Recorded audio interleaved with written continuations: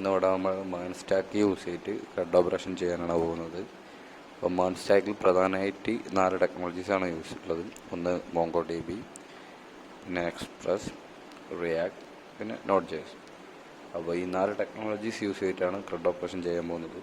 ഇവിടെ നമ്മൾ ജാവാസ്ക്രിപ്റ്റ് തന്നെയാണ് ബോത്ത് ഫ്രണ്ട് എൻഡിലും ബാക്ക് എൻഡിലും യൂസ് ചെയ്യുന്നത്.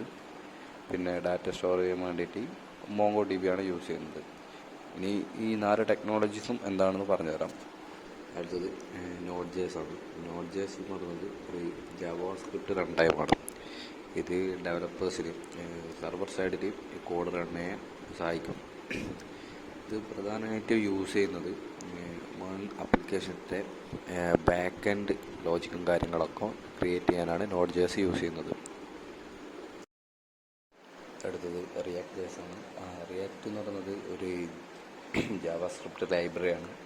അത് പ്രധാനമായിട്ടും യൂസർ ഫേസ് ബിൽഡിയാണ് യൂസ് ചെയ്യുന്നത് വെബ് ആൻഡ് മൊബൈൽ ആപ്ലിക്കേഷനുകൾക്ക്.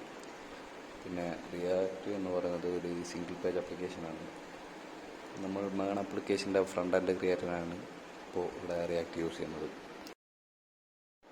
അടുത്തത് ExpressJS ആണ്. ExpressJS ഒരു NodeJSൻ്റെ ഒരു ലൈറ്റ് വെയ്റ്റ് വെബ് ആപ്ലിക്കേഷൻ ഫ്രെയിംവർക്കാണ്.